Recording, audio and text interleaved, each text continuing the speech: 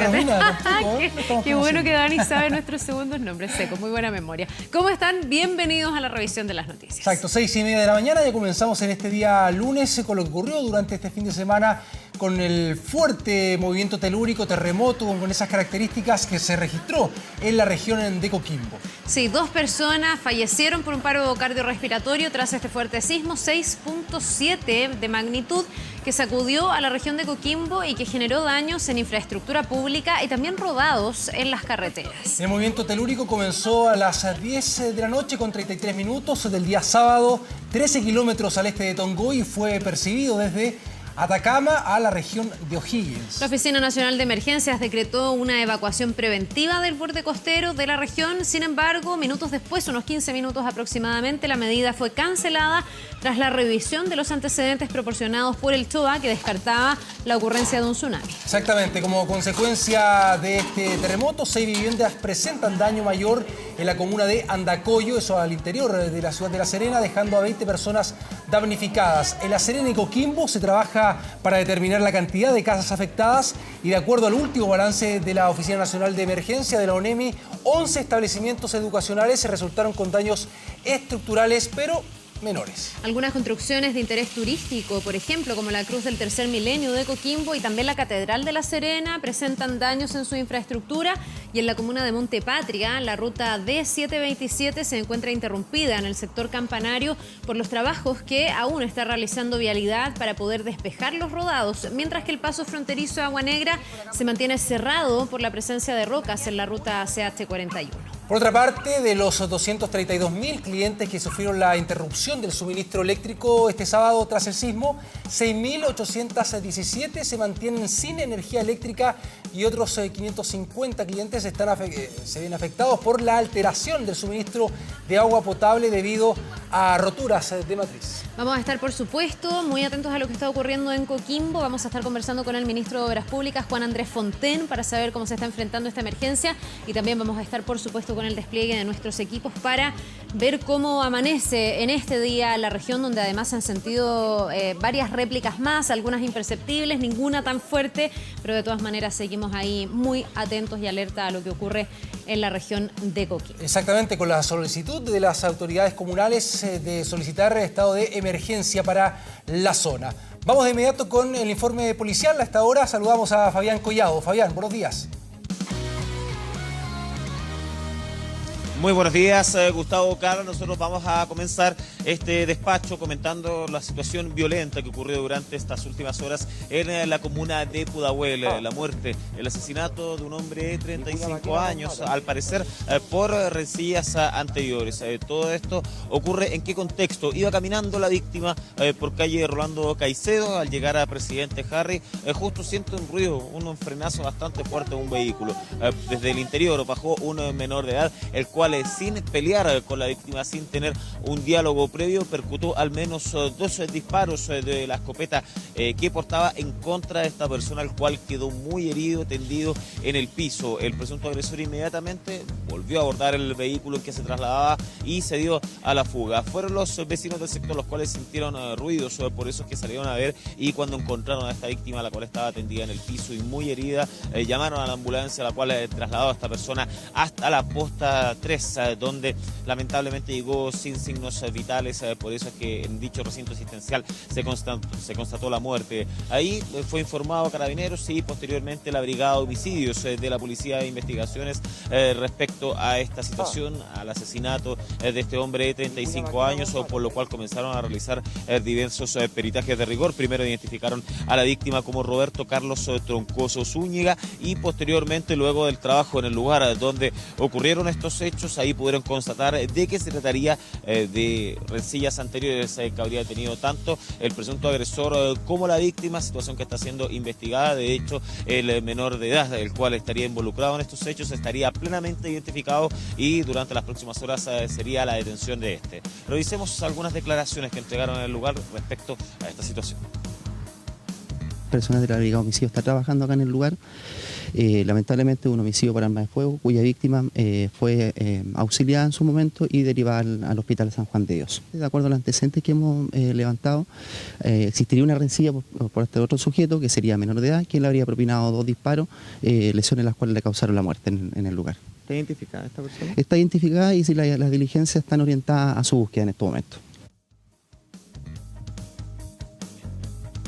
Principalmente estamos hablando de diferentes peleas, se podría tratar de grupos rivales en ese sector de la comuna de Pudahuel, pero situación que está siendo investigada de todas maneras, no está en un 100% corroborado, por eso es que los detectives de la PDI han estado realizando diferentes empadronamientos en el lugar, escuchando a los vecinos, a los testigos, para poder esclarecer estos hechos que aún están un poco confusos. Vamos a revisar más informaciones. Nos trasladamos al Mall Plaza Alameda, en la comuna de Estación Central, porque durante esta madrugada un grupo de delincuentes llegó hasta la multitienda Falabella que se encuentra ahí en dicho centro comercial. Estos delincuentes forzaron los candados, la reja metálica de acceso a las bodegas, y cuando ya estaban al interior se fueron directamente donde guardan los equipos móviles, los teléfonos celulares de alta gama, principalmente de la marca Apple. Ahí los delincuentes estaban robando diferentes elementos, diferentes equipos, evaluados todos en más de 100 millones de pesos. Se generan las alertas a carabineros, los cuales cuando estaban llegando al Mall Plaza Alameda, inmediatamente los delincuentes se dieron a la fuga, lo que generó una persecución policial por diferentes calles del sector. Pero en la intersección de Exposición con Antofagasta, estos delincuentes dejan abandonado el vehículo y comienzan a arrancar a pie. Ahí los funcionarios policiales también siguieron a estos delincuentes cuando los antisociales percutaron varios disparos en contra de carabineros, los cuales también tuvieron que repeler este ataque. Afortunadamente ninguna persona terminó herida a raíz de esta situación. Eso sí, 6 antisociales fueron capturados, entre menores de edad, algunos que tienen antecedentes policiales, y revisemos las declaraciones al respecto. Se trata de un robo en lugar no habitado que afecta a la tienda comercial en el Mall Plaza Alameda, a la tienda comercial Falabella. 6 individuos que huyen del lugar en una camioneta Chevrolet Captiva, los cuales después de ser seguidos en seguimiento por diferentes calles de la comuna, son interceptados en calle Antofagasta con imposición, en los cuales los antisociales descienden del vehículo. Al descender del vehículo comienzan a atacar al personal de carabineros, lo cual personal de carabineros en defensa propia procedió también a repeler el ataque de la misma forma, logrando la detención en el lugar de 6 sujetos. Se da cuenta que habían forzado medidas de seguridad, estaban realizando la sustracción de diversas especies, en la mayoría, por lo que pudo verificarse, productos electrónicos, sobre todo Apple, iPad y iPhone. Obviamente hay materia de investigación con respecto a la participación de los imputados en el hecho del homicidio frustrado carabinero. Hay que hacer pericias científicas por parte de la OCAR, sacar muestras de residuos nitrados para ver quién habría realizado el disparo, o al menos tratar de vincular a los sujetos con el disparo. Bueno, son más de 100 millones de pesos que robaron estos delincuentes. Afortunadamente, pese a estos disparos que estaba hablando el fiscal del Ministerio Público, no hay ninguna persona herida, que es la situación lo más positivo respecto a esta situación. De todas maneras, peritajes que se están realizando tanto ahí en Exposición como también en el Mall Plaza Alameda, para ver si es que hay más delincuentes que se fugaron. Afortunadamente, situación que ya está en desarrollo. Gustavo Carlos. Muy bien, Fabián. Agradecido por esa información. Luego, en algunos minutos más, establecemos otro contacto contigo. Buenos días. Oye, tuvimos 3 fenómenos respecto de la luna que se dieron al mismo tiempo durante esta madrugada. La luna de sangre, la superluna y un eclipse lunar que tuvo su esplendor, Gustavo, a eso de la 1 de la mañana o 2 de la mañana. En realidad fue su pic con 12 minutos, un triple fenómeno que se pudo ver aquí en Chile. Al principio había algo de nubes, algo de quejas de las personas, pero disiparon y al final muchos se quedaron despiertos para poder disfrutar de este fenómeno. Yo no, ¿tú sí? No, no, porque no estaríamos aquí. Ahora, te cuento que la luna pudo entregar más luminosidad de lo habitual. Además, es una luna, en cuanto a la superluna, que crece respecto de su tamaño. La vemos mucho más grande que habitualmente. Los expertos dicen por lo menos más de un 10%. Y también se produce este eclipse que enrojece a la luna y por lo tanto se produce el fenómeno de la luna de sangre. Sangre de lobo. Y te cuento que este año vamos a tener uno de los fenómenos más esperados, porque si los eclipses de luna nos llaman la atención, los eclipses de sol lo hacen más. Incluso el próximo 2 de julio hay un eclipse solar que se va a poder ver en todo el sur del Pacífico, particularmente en Argentina y en Chile. Y a propósito de eso, hay una alta demanda de la hotelería en el Valle del Elqui. Para poder ver ese eclipse. Exactamente, sí, incluso con reservas desde mediados del año pasado. Con un año de anticipación, muchos turistas ya realizando sus reservas para no perderse ese fenómeno que tú mencionabas. Maravilloso. Hoy es 6 de la mañana con 40 minutos. Con esta imagen nos vamos a la pausa. Estamos de vuelta de inmediato con Más Tu Mañana. Ya volvemos.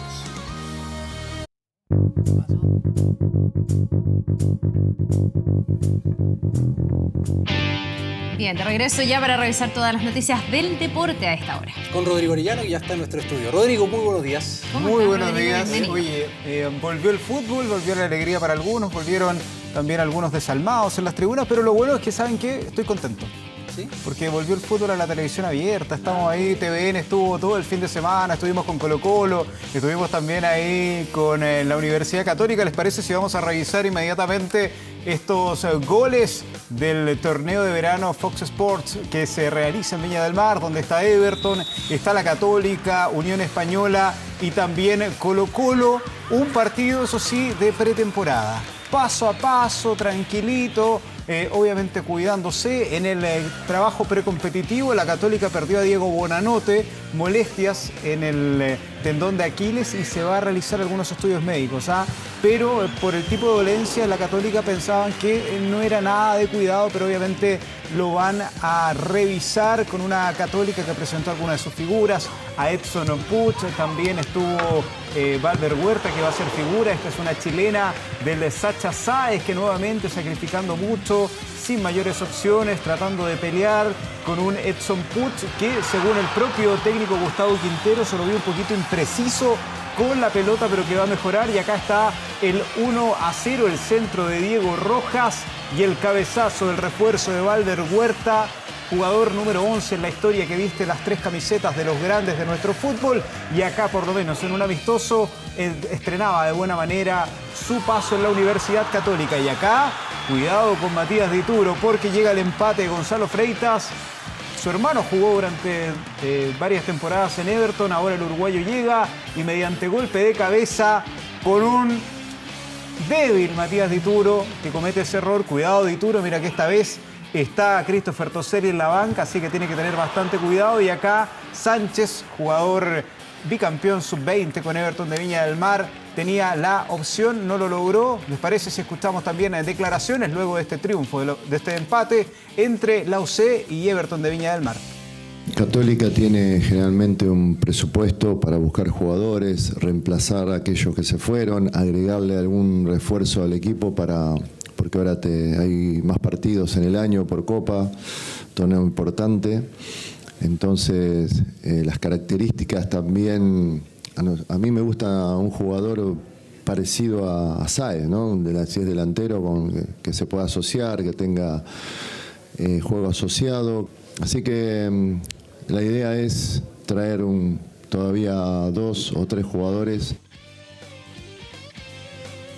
Ahí está, pues 2 o 3 jugadores, y aquí estamos con Colo-Colo porque Mario Salas debutó con una derrota en el Estadio Monumental, en la banca Alba, en un partido amistoso frente a Estudiantes de La Plata.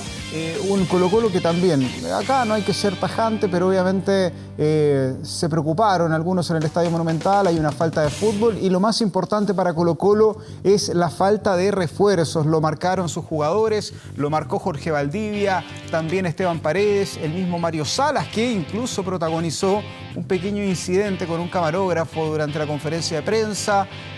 Trató de retirarse, luego volvió. Lo cierto es que fue nervioso el debut de Colo-Colo en el Estadio Estadio Monumental frente a Estudiantes de La Plata. Tiene mucho que trabajar todavía Mario Salas y lo más importante para ellos es la posibilidad de contar con refuerzos a la brevedad, pensando en que me comentaba un hincha de Colo-Colo, Gustavo, ¿sí?, Carla, que desde los años 90, cuando en algún momento se presentó solamente a Wilson Contreras, que Colo-Colo no presentaba solamente una novedad de la noche alba. Bueno, en este caso Gabriel Costa. Gabriel Costa, porque claro, desde 1992.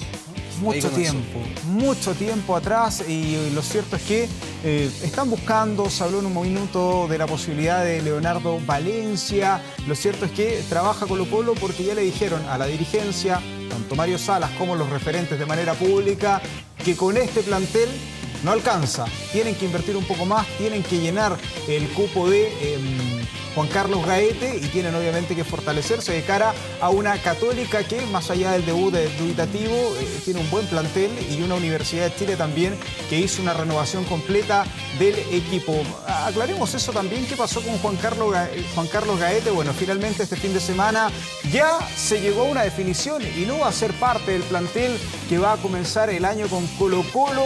Mario Salas no va a poder contar entonces con este que era el primer refuerzo que contrataron los Salvos, y ahora están buscando dos cosas. Uno, enviarlo a préstamo, y lo otro, tratar obviamente de buscar jugadores que puedan tomar su lugar. Hay por lo menos dos nombres que ya comienzan a dar vuelta en Colo-Colo, y acá la decisión obviamente la tiene que tomar Mario Salas. Lo cierto es que se acaba el sueño de Juan Carlos Gaete. Lo seguimos durante todo el fin de semana. Ojalá que este chico de 22 años pueda dar vuelta a la página, pueda seguir adelante con su carrera, porque por lo menos uno de los que daba él como el sueño de su vida no lo va a cumplir por ahora. ¿Cuál será el motivo? Lo dejamos ahí. Se comentaron muchas cosas, pero ahora Colo-Colo, mira, está mirando a Leonardo Valencia, pero esto tendría un alto costo traerlo desde el Botafogo, y el otro que gusta bastante es el panameño Gabriel Torres, de gran temporada en Huachipato. Es otro de los nombres que le gustan a Mario Salas para reemplazar a Juan Carlos Gaete. Escuchemos declaraciones luego de este debut a medias de Colo-Colo.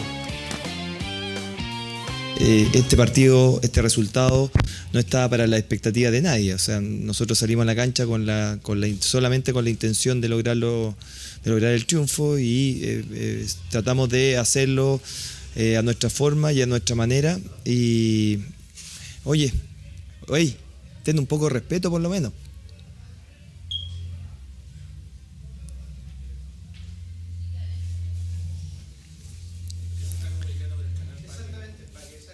Perfecto.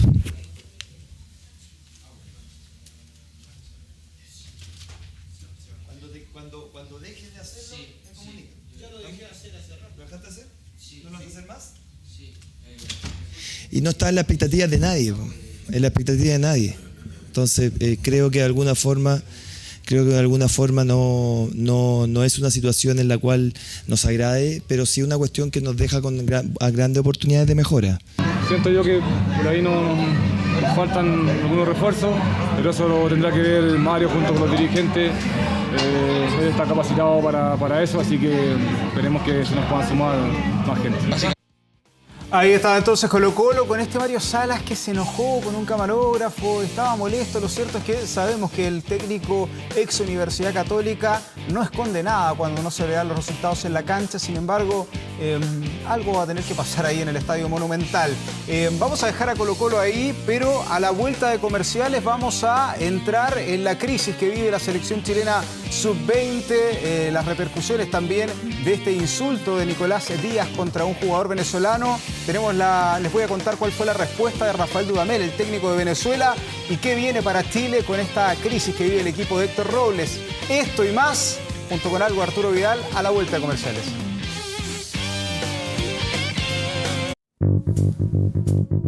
Se está desarrollando en nuestro país el Sudamericano Sub-20, clasificatorio al Mundial de Polonia, y lo cierto es que la campaña de la selección chilena no ha sido para nada buena. Un empate frente a Bolivia y una derrota frente a Venezuela han marcado por lo menos lo deportivo para la selección chilena, que el próximo miércoles, hoy está libre, va a jugar ante Brasil. Tiene que conseguir puntos y ojalá vencer a Brasil y Colombia para seguir con la ilusión de clasificar a la Copa del Mundo, y también, por qué no, buscar pases a los Panamericanos de Lima. Sin embargo, hoy día estamos hablando de varias cosas. Uno, del mal rendimiento futbolístico, otra vez, del equipo de Héctor Robles. Acá la crítica es deportiva, o sea, el entrenador no ha logrado plasmar su idea, no lo logró en el Sudamericano anterior en Ecuador, no lo ha logrado ahora. Y también, bueno, jugadores fuera de posición, un Héctor Robles que analiza el partido frente a Venezuela como el mejor que han jugado, cuando para el público en Rancagua, cuando uno hace el análisis, se da cuenta que Chile, teniendo jugadores comprometidos, está teniendo muchas dudas en lo futbolístico. Y además, todo marcado por este insulto que fue registrado por la televisión y que ha dado la vuelta al mundo, que ha sido repudiado y que es repudiado por todos, obviamente, de Nicolás Díaz, cuando cometió el error de tratar como muerto de hambre al jugador de Venezuela, Pablo Bonilla. Lo cierto es que el hecho también ha enturbiado la concentración de Chile. El jugador ofreció las disculpas vía Instagram, lo hizo de manera personal también para el plantel venezolano. Pablo Bonilla, el insultado, también reconoció las disculpas, las aceptó, y Rafael Dudamel también le puso paños fríos acá a un chico de 19 años que cometió un error feísimo en el caso del seleccionado chileno. Y bueno, Rafael Dudamel, con una grandeza a destacar, aceptó las disculpas y recalcó que acá también están más allá de un proceso competitivo, en un proceso formativo. Lo cierto es que el insulto y todo esto demuestra que al final los muchachos, la sub-20 de Chile, está llevando en sus hombros una presión que viene también de no encontrar una forma futbolística óptima. ¿Qué va a pasar con Héctor Robles? Fue respaldado por el directorio Arturo Salá en algún momento tras el pésimo resultado en Ecuador, con jugadores con roce en primera división, donde se acuerdan que incluso Pablo Guedes se quejaba que le habían devuelto jugadores con sobrepeso. Esto y más hace tambalear obviamente a Héctor Robles, que, como lo decíamos, no logra darle una forma al plantel sub-20 de Chile, y que se va a jugar entonces la clasificación desde el miércoles ante Brasil en Rancagua. Con este panorama nosotros vamos a dar una vuelta por el mundo porque tenemos goles. Lamentablemente el Barcelona, en el estadio estaba el plantel de la Roja femenina, que hoy va a jugar frente a Cataluña. Se fotografiaron las chicas junto a Arturo Vidal. Y nos vamos a Turquía porque también anotó Junior Fernández, uno que siempre está en el radar de Reinaldo Rueda, en la victoria del Alanyaspor por 2-0 sobre el Sivasspor. Y acá está en el fútbol mexicano la anotación de uno que está en racha, Felipe Mora, el ex Universidad de Chile, ex Audax italiano. Otra vez, mediante golpe de cabeza, marcaba el 2-0 para el Pumas sobre el Atlas. Finalmente el partido terminó 2-2 para el cuadro dirigido por Ángel Guillermo Hoyos, que también tiene a Lorenzo Reyes. Y nos vamos a Inglaterra porque está en la polémica Marcelo Bielsa. Recordemos que la semana pasada se destapó este escándalo de espionaje contra el Derby County de Frank Lampard, pero ahora 11 equipos del Championship, de la segunda división inglesa, han hecho una presentación formal ante la federación para que Marcelo Bielsa y el Leeds pierdan los puntos. Esto ha escalado la situación del espionaje, que obviamente generó también una clase magistral de Bielsa. Él lo defendió, dijo que con esto no ganaba partidos, pero desde Inglaterra acusan que es una falta de ética y una violación al juego limpio. Es por eso mismo que 11 equipos de la liga han hecho una presentación entonces formal para quitarle los puntos al Leeds de Marcelo Bielsa. Desde Inglaterra aseguran que esto es difícil, que más allá de que es una situación que altera el fair play, lo cierto es que no estarían los argumentos para quitarle los puntos al Leeds de Marcelo Bielsa, que ha sido el líder en gran parte del campeonato, que es el rival a vencer para todos y que con este caso de espionaje también podría, según esta presentación, ver mermada su cuenta de ahorro para el final del campeonato. Sigue entonces el escándalo de espionaje en Inglaterra con Marcelo Bielsa. Y seguimos en Inglaterra, ¿les parece? Porque el ex técnico del Manchester United, José Mourinho, dijo que ya ha rechazado 3 ofertas de trabajo desde que fue despedido del United el mes pasado, y agregó que está contento, disfrutando su tiempo libre, arreglando también temas familiares, y aseguró que cuando él vuelva a dirigir tiene que tener las garantías de hacer lo que hizo Jürgen Klopp en el Liverpool y Pep Guardiola en el Manchester City. O sea, tener el control absoluto del plantel, hacer una limpieza, porque según él, hoy por hoy los entrenadores no tienen el poder en los clubes que tenían en otros tiempos. Es algo que él ha afirmado como una merma importante. Recordar que está comentando para una carrera en televisión y obviamente tiene una cláusula que no le permite hablar del Manchester United, que no le permite hablar de Alexis, pero aprovechó dentro de los márgenes de hacer esta crítica contra sus ex jefes. Esta es la vida entonces de José Mourinho, que está cobrando millones por comentar partidos y que marcó lo que tiene que ofrecerle un club para volver a dirigir. Es básicamente esto, tener el poder absoluto. Escuchemos declaraciones de José Mourinho. Estoy contento con estas 3 semanas, estoy contento con esta experiencia y voy a tener otras que normalmente no tengo. Pero me conozco y sé que para el final de marzo voy a estar lidiando con mi felicidad. Voy a analizar las cosas, no me gusta hablar de ello, pero ya he rechazado 3 opciones porque no sentí que fuera lo que yo quiero. Así es que voy a mantener la calma en ese aspecto. Mientras más tenga tiempo, me puedo preparar mejor. Lo próximo debe ser algo que me haga feliz con el reto. En cuanto al Liverpool, pienso cuántos jugadores estaban ahí antes de que Jürgen llegara. No estaban Alisson Becker, Virgil van Dijk, tampoco Robertson ni Mohamed Salah, tampoco Firmino ni Sadio Mané. Así es que se trabajó en profundidad. En el caso del Manchester City, en la primera temporada Guardiola no fue campeón. Fue realmente difícil y la gente estaba esperando a un Manchester City ganador. Mi llegada al Inter fue perfecta. Me fui del Chelsea en noviembre y al final de febrero firmé mi contrato en el Inter. Desde febrero hasta junio me estuve preparando para ese trabajo. En esos 4 meses aprendí el idioma, estudié al equipo, a sus rivales y también la liga. En el tiempo que estoy sin trabajo en el fútbol, me preparo para el siguiente desafío. Quedó clarito, ¿no? Lo de José Mourinho. El que habló también fue Alexis Sánchez, que no lo pasó bien en el último tiempo y obviamente no le estaba yendo bien, tuvo lesiones. Ha logrado tratar de volver a la regularidad con la dirección técnica de Ole Gunnar Solskjaer. Con él ha tratado de pasar esta mala racha, sin embargo todavía no puede volver a jugar del todo en el Manchester United por esta lesión que lo tuvo sin fútbol en la última parte del año 2018 y que tampoco le ha permitido tener minutos en esta temporada 2019. Eso sí, este día domingo, Alexis reveló detalles de lo que ha cambiado dentro del cuadro inglés, según lo consigna el medio The Sun. Cito textual: lo único que nos dijo el entrenador fue que podríamos mejorar la situación nosotros mismos y que todo dependía de nosotros. Y después, según The Sun, agregó que ahora estaban más felices, situación que obviamente va a poner de nuevo en el ojo del huracán a Alexis Sánchez contra su ex jefe José Mourinho. Seguimos revisando información deportiva en Tu Mañana para arrancar bien la semana y esto pasó en el fútbol brasileño. Jugaba el Flamengo con el Bangu por el campeonato carioca y acá hay uno que se pasó de rosca, una dolorosísima forma de salvar la jugada sufrió este defensor central del conjunto del Flamengo, que tratando de rescatar la pelota se encontró justamente con el palo, una manera dolorosa, pero que igualmente valió porque terminó celebrando 2-1, fue la victoria del Flamengo contra el Bangu. Y hablando de situaciones curiosas, miren lo que nos regaló este fin de semana también. Un hincha trató de celebrar con uno de sus jugadores en Inglaterra, en la tercera división, y miren ustedes, claro, le terminó golpeando ahí en una zona donde duele bastante, así que terminó bastante contundido el jugador que hizo el gol, pero terminó con esa dura patada, una imagen dolorosísima, para revisar que hay que tener cuidado al momento de celebrar. Sigamos adelante, ¿les parece? Insólita patada, no, ese hincha para mí no entra más a celebrar ni a nada en el estadio. Y miren a Neymar, que encontró un nuevo...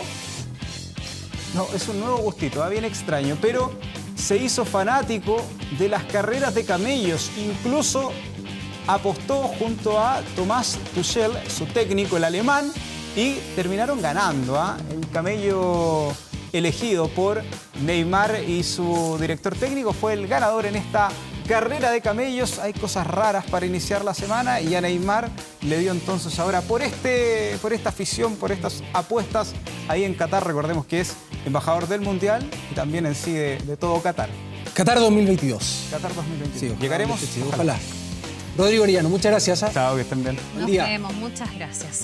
Vamos cuando son las 7 de la mañana con 9 minutos a actualizar lo que ha ocurrido después del sismo con daños de diversa consideración en la región de Coquimbo. Recordemos que el alcalde de La Serena pidió que se decrete zona de emergencia. Vamos de inmediato con la información con nuestra periodista enviada especial. Ahí ya la veo, Carla Rodríguez. Carla, ¿cómo estás? Muy buenos días.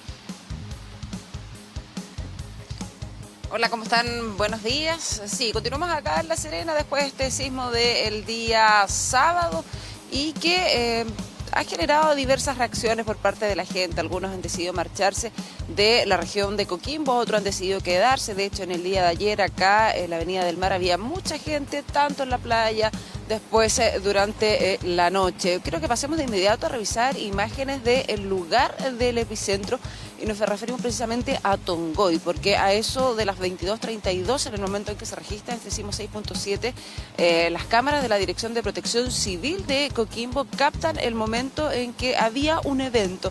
Estaba un doble de Chayanne, había muchas personas sentadas cuando comienza entonces este movimiento telúrico y las cámaras comienzan a captar el momento en que la gente desesperadamente comienza a levantarse y a utilizar las vías de evacuación hacia los cerros ante la posibilidad de un tsunami. Según nos contaban, no hubo alerta, obviamente, en ese lugar, no sonaron las alarmas, pero todos comenzaron, como nos han dicho las autoridades, si no se pueden mantener en pie, obviamente hay que comenzar a evacuar. Y así lo hicieron y según así lo demuestran las cámaras de seguridad entonces en Tongoy, lugar del epicentro del sismo del día sábado. Eso generó obviamente daños. Este sismo muchos decían que fue mucho más fuerte, pero una cosa es la magnitud de 6.7 y otra cosa es la percepción que han tenido la gente que habla cerca de 8 grados en la escala de Mercalli. Eso generó que muchos no se pudiesen mantener en pie y generó daños también en las estructuras. Estamos hablando del casco histórico de La Serena, algunos daños en Coquimbo y también en edificios completamente modernos que generó el movimiento que algunas cañerías se destruyeran producto del movimiento telúrico y generando aún mucho más daños entonces en edificios de construcciones bastante modernas. Obligó al el cierre del paso fronterizo que está acá en la región de Coquimbo con Argentina. En el día de ayer el ministro de Obras Públicas realizó un sobrevuelo completo por la región de Coquimbo, hizo una evaluación obviamente de los daños y se espera que por lo menos el paso fronterizo está habilitado en los próximos 2 días. Hubo rodados en las calles, en los caminos hacia el sector del Valle del Elqui, también cuando nosotros veníamos hasta acá en la ruta 5, pero sin mayores riesgos, obviamente ya se encuentra todo despejado. Pero quizás de lo que nosotros hemos podido apreciar, una de las situaciones más graves es el caso de la señora Dolvia, que ella vive cerca del cementerio de Coquimbo, que tiene su casa en la calle San Miguel y que está en una altura. Y este sismo, nos contaba, obviamente generó el desprendimiento de la mitad de su casa. Como está en altura, quedó una pequeña grieta que se desniveló completamente y obviamente nos decía que algún movimiento un poquito más fuerte podría generar quizás que todo eso se diera y terminara cayendo todo lo que es concreto hasta la casa que se encuentra en la parte inferior, en la parte más baja de su domicilio. Obviamente es imposible vivir en ese lugar.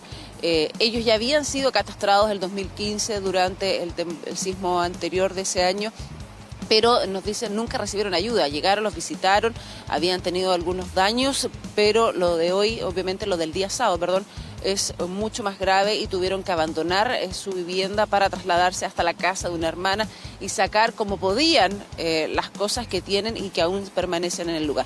Quiero que pasemos de inmediato a escuchar precisamente la historia de la señora Dolvia, quien tuvo que abandonar su casa producto de los daños y que al pisar uno se da cuenta de que en cualquier momento puede ceder la superficie de su habitación, de su casa, que es donde está ubicada precisamente lo que es el living y también el baño. Pasamos de inmediato a escuchar sus declaraciones.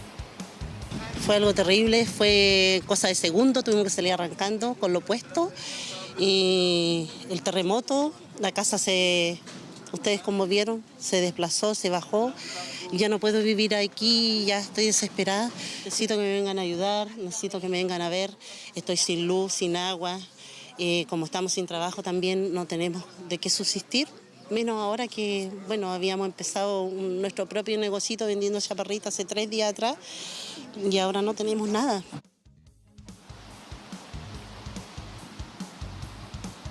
Sí, ahí teníamos entonces las declaraciones de la señora Dolvia, que se quedó obviamente sin su casa, bastante preocupada. Muy cerca de la casa de ella, también en Coquimbo, a un par de kilómetros de la casa de ella, se cayó un muro de contención. Ahí también conversamos con los vecinos y nos decían que el año 2015 se cayó, por ejemplo, el muro de contención, que son casas que están en altura y que obviamente protegen la caída de la arena, porque están construidos sobre arena, no de tierra, sobre arena, y obviamente ese muro de contención, el del lado norte, se cayó el 2015. No lo arreglaron, según lo que decían los vecinos, y este año, con este temblor 6.7, con este sismo, que para muchas características de terremoto, se cayó la misma construcción, pero de la vereda sur, obviamente generando que una casa se encuentre en riesgo si siguen los movimientos telúricos, y que se cayera la reja, el cierre perimetral de esa vivienda, y se rompiera también una cañería, generando obviamente inundaciones. Obviamente la cañería fue cortada, fue controlada la salida del agua, pero el muro se encuentra en el piso con la tierra. Y hay fracturas en este muro que generan algún riesgo para aquellos que caminen por ese sector de Peñuelas con calle Amanecer, y no hay señaléticas, no hay una cinta que prohíba el paso. Por ejemplo, cuando van pasando niños, ayer nosotros estábamos en ese lugar y había muchos niños, pero no había una señalética que dijera prohibido el paso, porque, insisto, si hay un temblor, ese muro perimetral está cortado en varios puntos. Y así sucesivamente en otros puntos de la región de Coquimbo hay daños en estructuras, y hay que destacar, por ejemplo, el hecho de que después del temblor muchos quisieron dormir en la calle. Muchos después quisieron volver a buscar sus cosas en los lugares que estaban arrendando por temor a un sismo de mayor intensidad, o cuando estaban en campings. Sin embargo, hay otros que dijeron, claro, nosotros nos venimos acá hasta la ruta, pero decidimos quedarnos, porque Chile es un país de sismo, un país donde tiembla de norte a sur, a lo mejor unos perceptibles y otros no para la ciudadanía, pero hay que acostumbrarse, nos decían, y definitiva hay que acostumbrarse, pero saber los protocolos de evacuación, y eso hay que tener conciencia. Como les decía, en el día de ayer, lo que es en la región de Coquimbo, después del sismo, completamente normal, muchos visitantes en restaurantes, por ejemplo acá en la Avenida del Mar, completamente llena lo que es la playa, y también durante la noche, mientras nosotros estábamos cenando, mucha gente también en los distintos restaurantes de acá del lugar.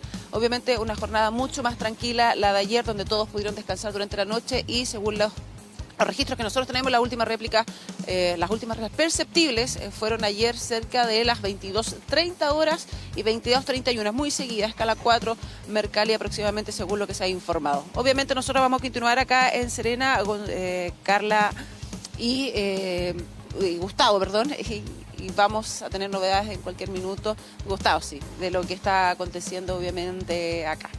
Muy bien, Carla, perfecto con esa información. Luego estableceremos también contacto ahí desde el Centro Nacional de Sismología para tener más antecedentes de este terremoto, como así muchos calificaron, y también, por supuesto, respecto a las consecuencias de este fuerte movimiento telúrico junto al ministro de Obras Públicas. Te mando un abrazo, luego establecemos un nuevo contacto contigo, Carla.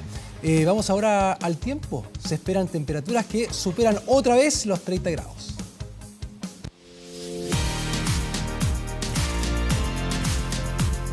Sí, pues y al parecer viene bien estable. Le vamos a preguntar a Iván Torres, que ya está con nosotros y nos va a contar todo lo que pasa con el tiempo este día y esta semana también. ¿Cómo estás, Iván? ¿Qué tal? Buen día. Bienvenido. Sí, efectivamente, temperatura sobre los 30 grados el día de hoy y también durante esta semana. Vamos de inmediato a revisar el tiempo para el día de hoy. Solamente destacamos precipitaciones en la parte sur de la región de los lagos, ya está Magallanes. Hoy cielo despejado, máxima de 32, ya está parcial, pero las nubes se van en los próximos minutos. Hay niebla también en el sector del litoral central y también la región de Coquimbo y La Serena. En algunos sectores está con bastante niebla. Revisemos detalles del pronóstico. La zona norte, Arica, Iquique, abundantes nubes matinales, despeja. Antofagasta va a quedar parcial con 22, Copiapó, cielo claro con 29, hay nubes, va a despejar. La Serena nublado variando a parcial, máxima de 22 grados. La región de Valparaíso, en el borde costero, también va a quedar despejada con 22. Desde Rancagua y hasta Concepción, cielo despejado con altas temperaturas, Talca 32 grados, en Chillán 30. Seguimos avanzando y llegamos a la región de la Araucanía. Ausencia de lluvias, incluso soleado, máxima de 23. En Valdivia también, banco de nubes bajas y nieblas locales. En Osorno, parcial. En Puerto Montt, abundantes nubes con 18 grados. Y en Quillón, precipitaciones, pero al finalizar la tarde o ya prácticamente entrando la noche. La región de Aysén, gran parte de ella con precipitaciones, por ejemplo en Coyhaique con 19 grados, Chile Chico 22 grados, nubes parciales. En Puerto Natales, Punta Arenas y Puerto William con precipitaciones, viento moderado, máxima de 13 grados en Punta Arenas. ¿Cómo van a estar los próximos días acá en la capital? A ver. Muy parejo, ¿ah? En cuanto a temperatura, 30, 32 grados, el día martes, sí, el miércoles 33 grados. En general, sobre 30 grados, excepto el jueves, que está bordeando los 30, pero el cielo va a estar prácticamente despejado. Martes y miércoles con algunas nubes matinales, pero nada más que eso. El tiempo se estable acá en la capital. No esperamos ola de calor, por el contrario, temperaturas de acuerdo a la estación. Qué bueno, parejito entonces, Iván Parejito. Torres, ojalá que se mantenga así porque es más agradable, no tanto calor. Exactamente. Gracias, que te vaya muy bien. Nos vemos, buen día. Vamos con Gustavo. Exactamente, vamos de inmediato con el periodista Fabián Collado para actualizar la información de las últimas horas. Ya te veo, Fabián. Exactamente, nosotros vamos a revisar mayores informaciones. Mucha atención con estas imágenes de las cámaras de seguridad porque corresponden a un violento portonazo que ocurrió durante las últimas horas en la comuna de Huechuraba, calle Berta Correa. Es cuando una persona, un conductor, estaba detenido en su vehículo, estaba llegando hasta el domicilio, cuando es interceptado, como ustedes pueden ver en pantalla, por un vehículo que se trasladaba a gran velocidad. Al parecer, según las indagatorias preliminares, andaba buscando quién podía ser víctima, quién era una posible víctima. Por eso es que se percatan de la presencia del afectado y es ahí cuando bajan un grupo de al menos 5 delincuentes, los cuales con armas de fuego intimidan al conductor, lo obligan a entregar su vehículo y posteriormente se dan a la fuga, lo dejan abandonado ahí en la calle Berta Correa de la comuna de Huechuraba, muy cerca del sector de Pedro Fontova. Carabineros recibió la denuncia ya en la 54 comisaría de Huechuraba y comenzaron a realizar diversas diligencias, diversos peritajes y posteriormente durante las últimas horas este vehículo, esta camioneta que había sido sustraída por este grupo de delincuentes fue encontrada en la comuna de Renca. Por eso es que la policía uniformada detuvo a un supuesto sospechoso relacionado con el violento asalto, con el violento robo de este vehículo, como ustedes están viendo en pantalla. De todas maneras se está buscando al resto de la banda, se está buscando identificar con estas mismas cámaras de seguridad con el fin de poder esclarecer todos estos hechos donde afortunadamente no hay ninguna persona herida y también este vehículo fue encontrado prácticamente intacto. Vamos a revisar más informaciones, nos trasladamos a la comuna de Pudahuel, donde un hombre de 35 años fue asesinado durante estas últimas horas. Todo esto ocurre en la calle Rolando Caicedo al llegar a Presidente Harry. Es cerca de las 9 de la noche cuando Roberto Carlos Troncoso Zúñiga iba caminando por la calle cuando de un vehículo se bajó un menor, lo interceptó, le percutó 2 disparos con escopeta dejándolo muy herido y posteriormente el presunto agresor se dio a la fuga. Inmediatamente los vecinos se enteraron de un ruido, por eso es que inmediatamente fueron a auxiliar a la víctima, a la cual fue trasladada en una ambulancia hasta la posta 3, donde llegó con pocos signos vitales, prácticamente nulos. Por eso que lamentablemente se constató la muerte de este hombre en dicho recinto asistencial. La Brigada de Homicidios de la Policía de Investigaciones es quien comenzó a realizar todos los peritajes de rigor. De hecho, el presunto agresor ya estaría plenamente identificado y podría ser capturado durante las próximas horas. Vamos a revisar más informaciones. Ahora nos trasladamos a la comuna de Estación Central. Un millonario robo, más de 100 millones de pesos en equipos móviles, robó un grupo de delincuentes. Todo esto ocurrió cerca de la medianoche en las bodegas de Falabella del mall Plaza Alameda. Ahí los antisociales habrían burlado los accesos, sobre todo las rejas metálicas de acceso. Es en ese lugar donde habrían ingresado, hasta donde se encontraban los diversos equipos de la marca Apple, equipos obviamente de alta gama, de un alto valor comercial, más de 100 millones de pesos en total se llevaron estos delincuentes para posteriormente fugarse. Ya la policía uniformada había recibido la alerta, por eso cuando llegan hasta ese lugar se encuentran con los delincuentes que se estaban fugando. Inmediatamente se genera una persecución policial. En calle Exposición con Antofagasta, estos delincuentes dejaron abandonado el vehículo y comenzaron a correr a pie. Ahí es cuando se generó un cruce de disparos. Estos delincuentes dispararon en contra de carabineros, los cuales repelieron el ataque, donde afortunadamente ninguna persona terminó herida a raíz de esta situación. De todas maneras, Carabineros además recuperó estos cerca de 100 millones de pesos robados en diferentes teléfonos móviles, iPad, de todo de la marca Apple, donde afortunadamente, como decíamos, 6 personas detenidas y también no hay ninguna persona herida a raíz de estos violentos hechos ocurridos durante esta madrugada en la comuna de Estación Central. Gustavo Carla. Muy bien, perfecto con esa información, Fabián. Muy buenos días. Bien, vamos a volver a hablar de lo que ha ocurrido luego del sismo que se registró en la región de Coquimbo. La interrupción de caminos por la caída de rodados y daños también en el casco histórico han sido parte de los principales daños que causó este fuerte sismo en esa región. Exacto, para hablar de este tema queremos conversar con el ministro de Obras Públicas, Juan Andrés Fontaine, que está en nuestro estudio. Ministro, ¿cómo está? Buenos días. Buenos días. Bienvenido. Muy bien, gracias. Bueno, usted estuvo ayer en la zona. Sí. ¿Cuál es la evaluación que pueden hacer respecto a este terremoto? Finalmente así es calificado, así fue denominado este fuerte movimiento telúrico ocurrido en la región de Coquimbo. Bueno, efectivamente fue un movimiento muy fuerte, además una percepción muy fuerte de terremoto, incluso bastante más alta que los 6.7 grados Richter del terremoto, y en consecuencia, bueno, causó mucha alarma. Y afortunadamente los daños son bastante limitados. Hay daños importantes en el casco histórico. Bueno, ahí hay mucha, sobre todo de La Serena. De La Serena, mucha construcción de adobe ahí y obviamente se daña, pero son en general daños que son reparables y para eso obviamente se empezará a mover el Ministerio de Obras Públicas, por ejemplo, a través de su Dirección de Arquitectura, seguramente va a asumir parte de la tarea de la restauración de esos daños.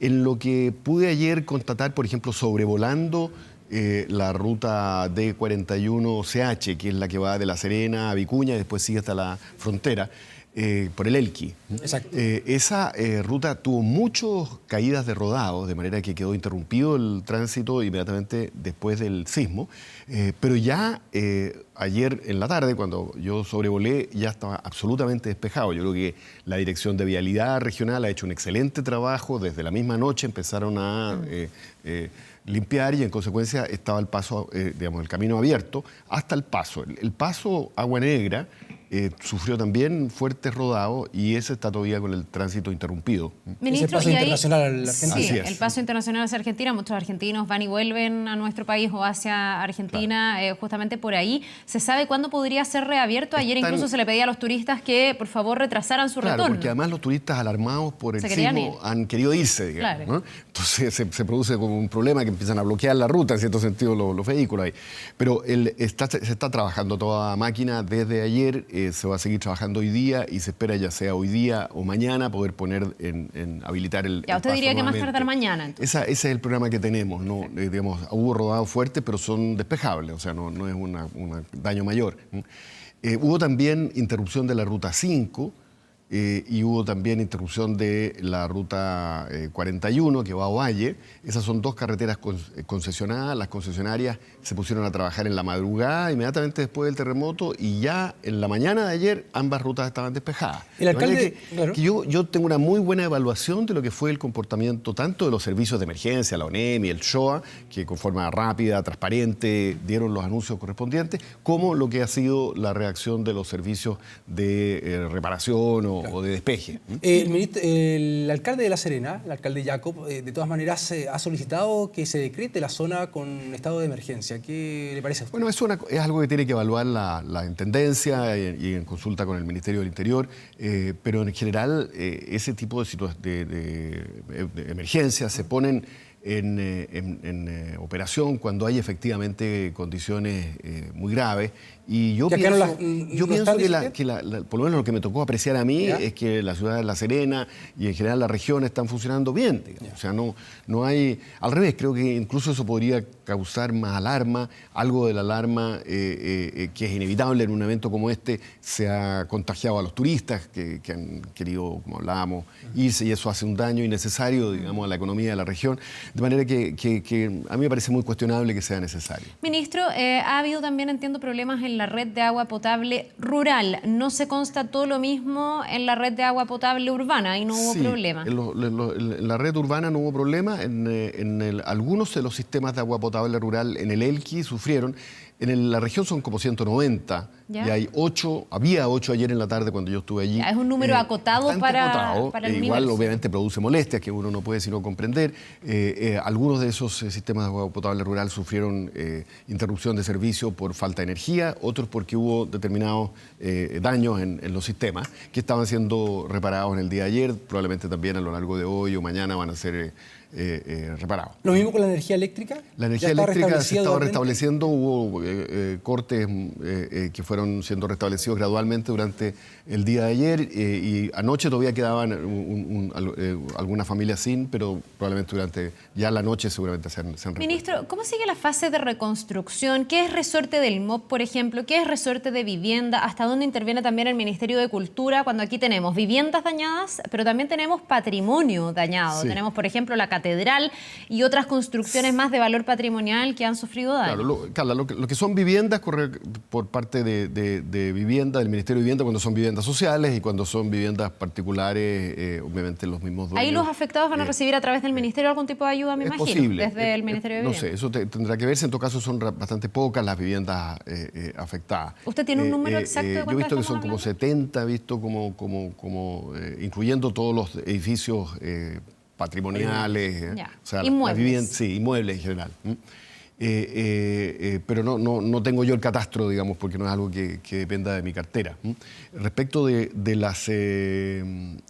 los daños en el casco histórico, edificios patrimoniales, ahí esos edificios son tuición ya sea del gobierno regional o del Ministerio de Cultura o son iglesias, por ejemplo, que obviamente dependen de la iglesia y cada institución entonces se hace cargo de financiar la reconstrucción y normalmente le encargan al Ministerio de Obras Públicas el manejo de la obra. Ya, o sea, el MOP ejecuta las labores de reparación. Es la unidad técnica que ejecuta las labores de reparación, cosa que hacemos a lo largo y ancho de todo Chile. Estamos, por ejemplo, todavía trabajando en la restauración de los daños que se produjeron en el terremoto del 2010 en varias iglesias en Chile. En fin, o sea, eso es un proceso que además toma su tiempo, pero que en este caso, por lo menos por lo que uno puede apreciar, no parecen haber grandes daños, no es que se haya desplomado una iglesia o un edificio antiguo, son daños que son típicamente reparables. Ministro, más allá de la medida preventiva que hubo en su momento de parte de la ONEMI, ¿qué le parece la evacuación de las personas después de este movimiento telúrico? Se habla de un aprendizaje cívico respecto a lo que ocurrió en la región de Coquimbo el día sábado. Sí, yo creo que funcionó bien, yo creo que fue necesario dar una señal de evacuación ante el riesgo que había de tsunami, que se dio en forma rápida y transparente por parte de la ONEMI, y hoy la gente, bueno, causa alarma, esto no cabe duda que causa alarma inevitablemente, pero hubo una evacuación rápida hasta que vino la contraorden una vez que el SHOA determinó que no había tal riesgo. Ahora, de todas maneras hubo algunas críticas o algunas falencias. Uno, mucha gente evacuando en vehículo y dos, gente que decía que de noche las señaléticas que están puestas en las ciudades simplemente no se ven. La gente que está habituada a estar en el borde costero a lo mejor tiene más o menos claro cuáles son las vías de evacuación, pero quienes van de turista y particularmente los turistas extranjeros, que además no están habituados a estos movimientos telúricos, estaban muy perdidos ese día. ¿Cómo se podría mejorar eso, ministro? Es posible, siempre estas experiencias ayudan a mejorar, los letreros deberían tener ciertamente un tamaño adecuado para... Y luminosidad tal vez, porque claro. si nos pilla de noche Ahora, esto es muy La luminosidad difícil. tiene el problema de que normalmente se corta, digamos, entonces... no sé si existen sistemas de emergencia. Podría haber, sería quizás demasiado oneroso eso, pero podría haber en todo caso algo que permita una cierta luminosidad. Ahora, yo creo que en general también en esto los extranjeros lo que hacen es seguir lo que hacen los otros, digamos, los vaqueanos, por así decirlo, los lugareños. Entonces yo creo que a mí no me parece que sea una situación tan preocupante esa. Yo en general evalúo positivamente cómo fue la reacción tanto de los servicios de emergencia, como el gobierno regional, claro, y como también el trabajo del Ministerio de Obras Públicas y demás servicios que han estado reparando los daños. Claro, quizás no incide directamente en su cartera, pero respecto a esa evaluación que usted señala, ¿esto puede perjudicar al turismo, que ya lo han manifestado, por ejemplo, los comerciantes de la zona? Sí, desgraciadamente un sismo tan fuerte produce alarma y eso obviamente daña un poco al turismo inicialmente, pero creo que el llamado, digamos, de ustedes, ¿qué podrían hacer? Es una cosa de día y obviamente el llamado es a que ya el tema está básicamente resuelto, que no ha habido afortunadamente consecuencias graves que lamentar, excepto desgraciadamente el fallecimiento de 2 personas, y más allá de eso, en consecuencia los turistas deberían poder disfrutar lo que ofrece la región. Yo estuve allá y había un sol precioso, la playa disponible, de manera que yo creo que de a poco vamos a volver a normalizar eso. De la hermosa cuarta región. Muy bien. Ministro, muchas gracias por estar junto con nosotros. Encantado. Gracias, ministro. Que gracias a ustedes. Nos vemos.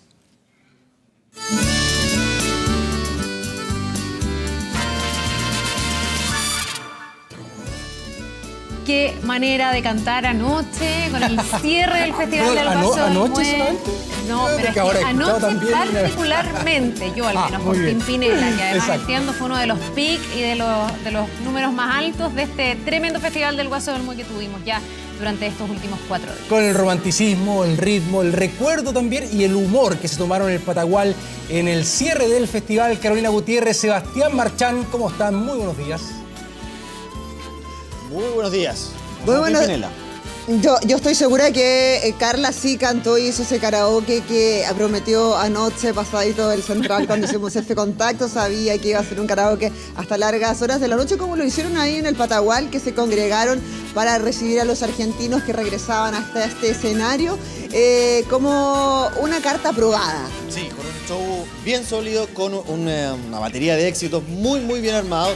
Y sobre todo la gente en el Patagual que respondió de una manera impresionante, coreando todas las canciones, incluso la alcaldesa, que la vimos con lágrimas en los ojos. Lo que sí yo tengo que decir es que Lucía se mantiene su timbre de voz mucho más, diría que como lo conocíamos al principio. Joaquín está un poco más bajo en los tonos, ahí se produce quizás una cosa algo dispar de lo que conocíamos en la carrera de Pimpinela. Recordemos que ellos tienen más de 4 décadas sobre los escenarios haciendo esto, que es algo muy teatral, es unas canciones románticas que hablan del amor, del desamor, también que hablan de la familia, y ellos se mostraron muy contentos de estar de regreso en este escenario que por supuesto los recibió con pic de sintonía y haciendo un verdadero karaoke. Sí, sobre todo él se veía muy gastada su voz.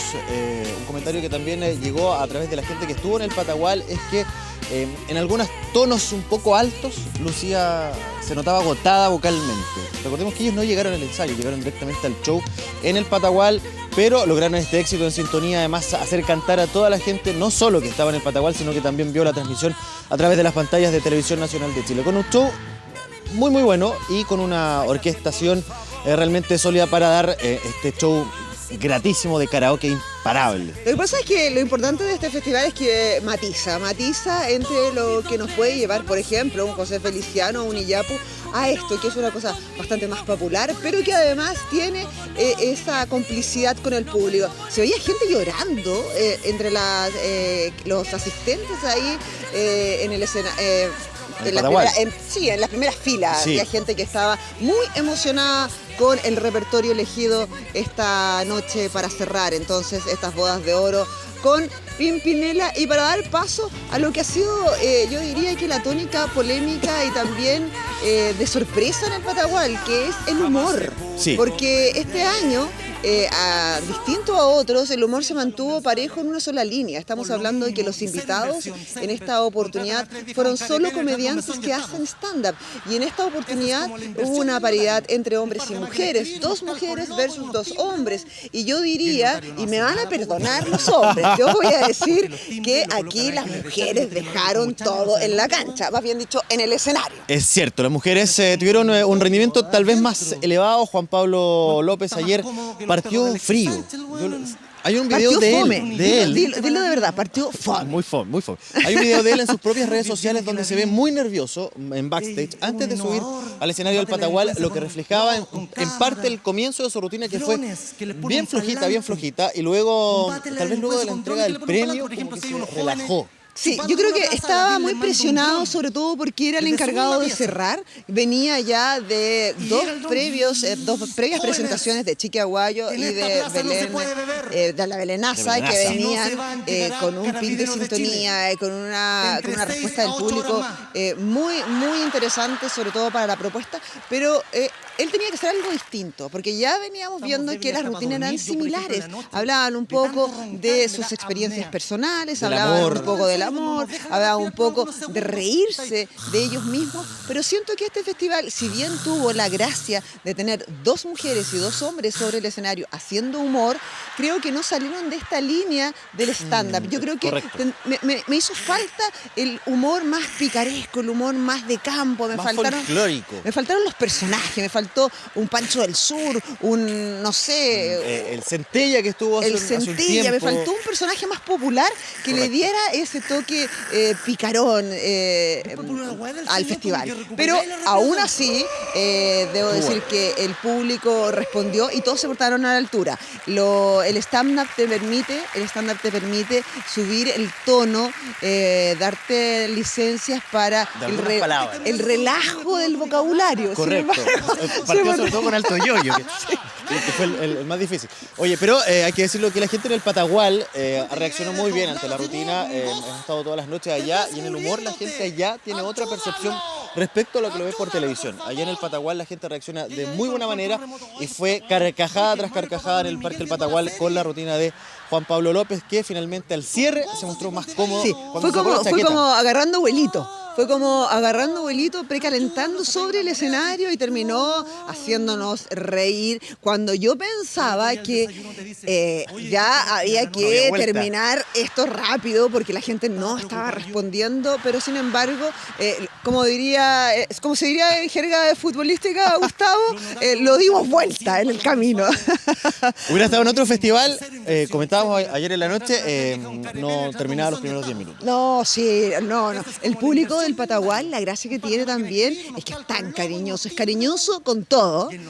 Y como ha sido la tónica en estas 4 jornadas de festival, había que ponerle pachanga al final, había que sacarse, desordenarse un poco y bailar. Y de eso se encargaron la Combo Tortuga, que es una banda probablemente no tan conocida masivamente por televisión, porque obviamente no se han presentado mucho en festivales televisados, pero sí tienen un arrastre impresionante para cerrar una jornada bailable.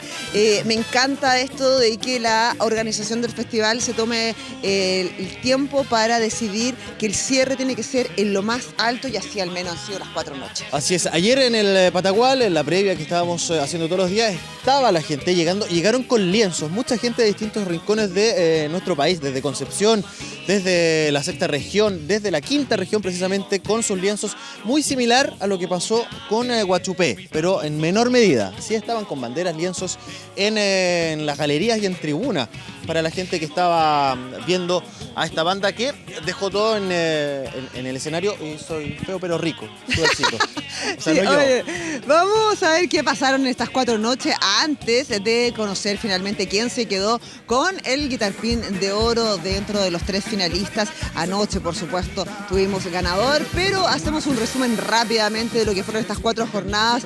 Un festival que celebró sus bodas de oro, un festival que estuvo a lo más grande, yo diría, para un recinto que ya sabemos quedó estrecho, quedó chico. Necesitamos que el Patagual, si sigue creciendo, se amplíe también, no solo por seguridad, sino que también por la gran cantidad de público que llega hasta el recinto. Sí, sobre todo comenzando con el día jueves, que se vivió tal vez la euforia más grande junto a Guachupé y a Chico Trujillo, donde la gente realmente se desbordó y quiso bailar en todos los rincones del Patagual. Incluso miembros del jurado tuvieron que salir de su puesto porque la gente se tomó esa parte de adelante de la platea. José Feliciano, el número internacional, quizás el más importante de este festival, un show redondo, un show a otro nivel, un maestro sobre el escenario. La sorpresa, esta señorita, lejos, con su historia del Titanic, el Jack y la Rose, que no es Rose, es la Rose. Se robó todo el escenario y sobre todo las carcajadas de la gente que estuvo ahí en el Patagual. Así se han vivido entonces estas 4 noches de un festival que cumple 50 años, un festival que baja el telón en grande y por supuesto hemos tenido animadores, hemos tenido jurados, hemos tenido gente que ha participado también desde el público en esta gran fiesta. Y con esa información, con todo lo que ocurrió durante las 4 noches finalmente del exitoso Festival del Guaso de Olmué, con Sebastián Marchán, Carolina Gutiérrez, que tengan buen regreso, ¿eh? Muchas gracias. Un abrazo a todo el equipo, nos vemos, excelente trabajo, gracias. Gracias.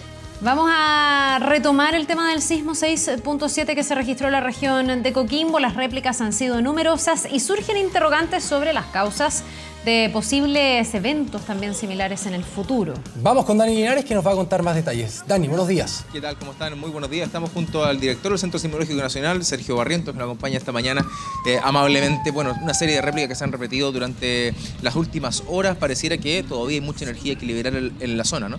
Sí, bueno, llevamos registradas aproximadamente unas 90 réplicas después de la ocurrencia del terremoto del sábado por la noche. Estas réplicas son de variadas magnitudes, en general las que nosotros registramos son de magnitudes superiores a 2,5 y esas son las que están publicadas en nuestra página web. De ellas, algunas han sido perceptibles, todas estas son instrumentales, pero algunas de ellas han sido perceptibles por la población. Un poquito en imagen, ¿cómo está la zona para que veamos ahí la última imagen que entrega? Ustedes ven ahí la cantidad de réplicas que usted nos va contando, profesor. El temblor principal ocurre aquí, ocurre en este sector, inmediatamente al interior de Tongoy, que queda justamente en la costa. Entonces, toda esta sismicidad que se observa en este lugar es producto del temblor principal y sus réplicas. Esta es la ubicación. Se ve que está muy concentrada, está prácticamente en una dirección norte-sur y es ahí donde está ocurriendo la actividad sísmica asociada al temblor del sábado. Que se haya registrado un sismo al interior de la placa y no con el choque de las mismas, como quizás es más común en nuestro territorio, puede ser una de las causantes de que haya sido más perceptible para la ciudadanía, en el sentido de que ellos relataban la ocurrencia de mucho ruido previo al movimiento. Es posible. De hecho, nosotros hemos encontrado que estos temblores que ocurren al interior de la placa aparentemente tienen comportamiento un poquito distinto. Tienen, por ejemplo, una caída de tensión distinta, tienen qué significa cuánto se desplaza y cuál es el área del terremoto. Y también un contenido de frecuencia un poco más alto, que cuando genera el tipo de ondas que se generan es un contenido de frecuencia un poco más alto. Esas aparentemente son las explicaciones de por qué estos se sienten un poco más fuertes. Pero aún lo estamos estudiando. Ocurren de estos terremotos muy pocos, en el sentido que no tenemos lo suficiente para poder estudiarlos, todas las características, y el sistema de observación ha sido recientemente instalado en todo Chile, de manera que tenemos muy pocos datos para poder hacer las hipótesis correspondientes. O sea, pudo haber habido otros en el pasado de las mismas características, pero quizás con los elementos de medición no podríamos haberlo determinado y pasan como quizás réplicas de eventos mayores. Sí, bueno, de hecho lo hemos vivido, ¿no? Hay ciertos terremotos que son mucho más grandes, que han sido capturados con las redes mundiales, que como son los terremotos de 1939 en Chillán, el de 2005 en Tarapacá y 1950 en Calama. Son de este tipo de temblores que ocurren al interior de la placa, que subducta a unos 80 a 100 kilómetros de profundidad. Este es un poco más superficial, pero que produce mucho daño. Producen, especialmente, es recordado el terremoto de Chillán en Chile Central, en 1939, porque es el que ha causado la mayor cantidad de víctimas fatales en todas las historias de los terremotos en Chile. ¿Puede existir la ocurrencia de más réplicas en el futuro? Hoy, de hecho, tembló perceptiblemente en la zona norte del país, asociado quizás también a este movimiento de mayor intensidad del día sábado por la noche. Bueno, sí, yo diría que el área de influencia, lo vimos, probablemente no sea más allá de 50, 80, 100 kilómetros de distancia de donde ocurre el temblor del día sábado. Si los temblores que ocurren en Chile están a mayor distancia de este sector, más que 100 o 200 kilómetros, entonces es probable que se trate de la actividad sísmica que es habitual en el país, digamos en la zona norte, al interior de yo diría que las costas de Antofagasta, el interior de las costas de Iquique, siempre hay mucha actividad sísmica, probablemente sea una de las partes más productivas sísmicamente del país, la mayor. Así es que siempre está temblando en ese lugar. Sergio Barrientos, muchas gracias por acompañarnos esta mañana con datos sin duda relevantes en un país, ya hemos dicho muchas veces, sísmico, y por cierto, al tener mayores antecedentes, sin duda nos ayuda a tomar mejores decisiones al momento de ocurrir una emergencia y así evitar cualquier tipo de catástrofe. Saber por qué ocurren los fenómenos no está de más nunca, por cierto. Exacto, muy atentos ahí a la información. Sergio Barrientos, Dan Linares, muchas gracias. Un abrazo. Chao, que estén bien. 7 de la mañana con 48 minutos, nos vamos a ir a una pausa. Quedan muchas más noticias que revisar, así que siga la sintonía de TVN.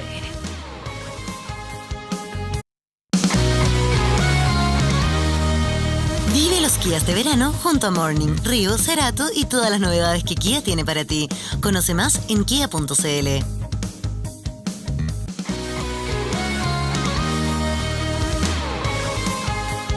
Vamos de inmediato a revisar las noticias del mundo. Ignacio Martínez nos acompaña en el estudio, comenzando con lo que ocurrió en Ecuador, un hecho horrible, sin duda que todavía tiene repercusiones, consecuencias. Ignacio. ¿Qué tal? Buen día, Carla. Gustavo, ¿cómo están? Buen comienzo de semana. Sí, un hecho espantoso, horrendo, que conmociona a todo Ecuador y que además ha ocasionado reacciones realmente negativas en cuanto a muestras importantes de xenofobia por este crimen de un ciudadano venezolano que acuchilló a su expareja en plena calle y frente a varios policías que lo rodeaban.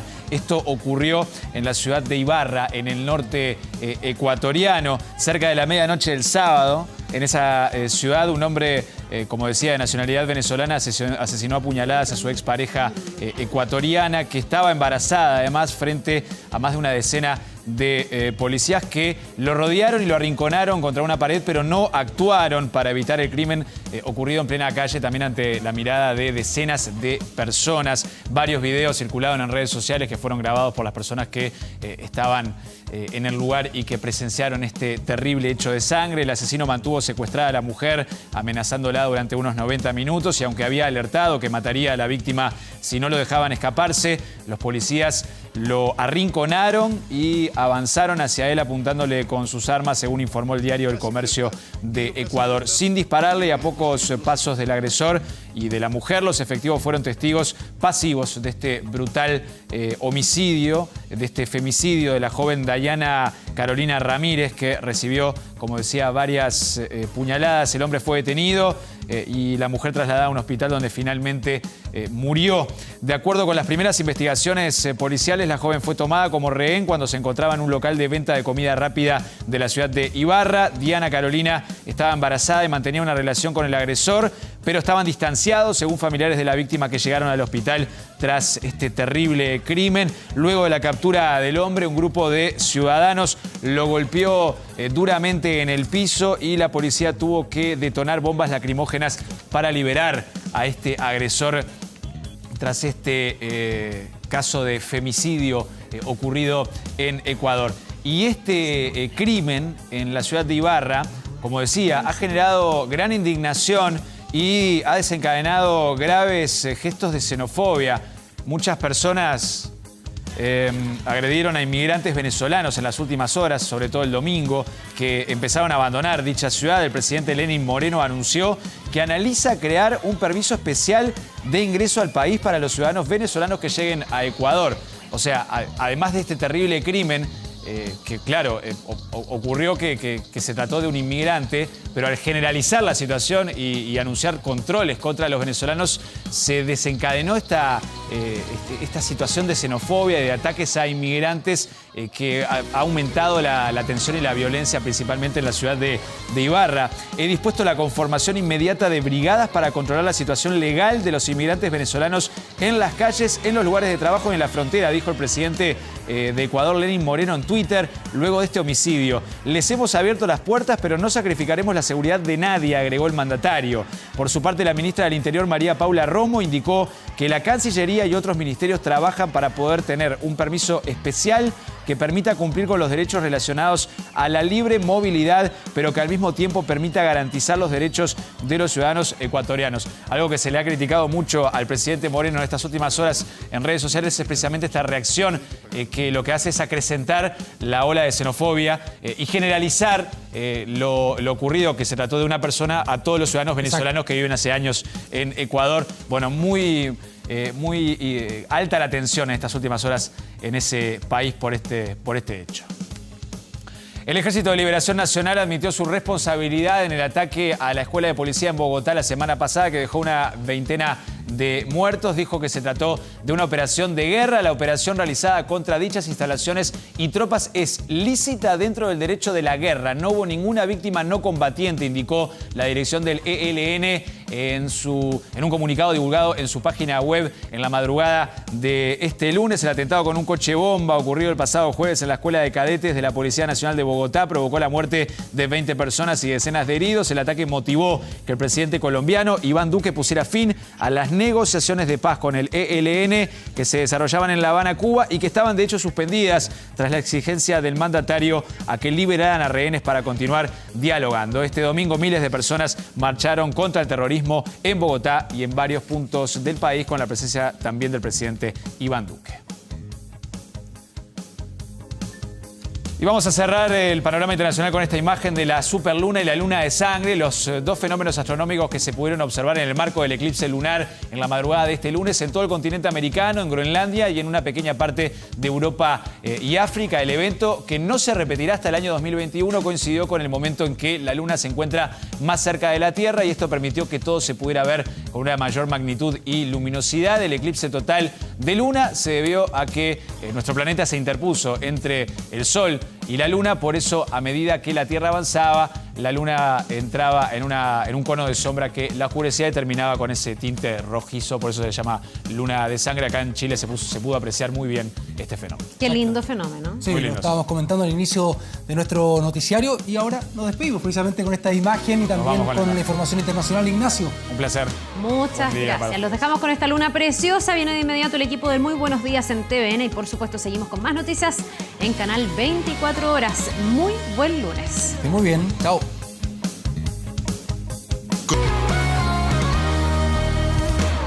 Hemos presentado Tu Mañana 24 Horas.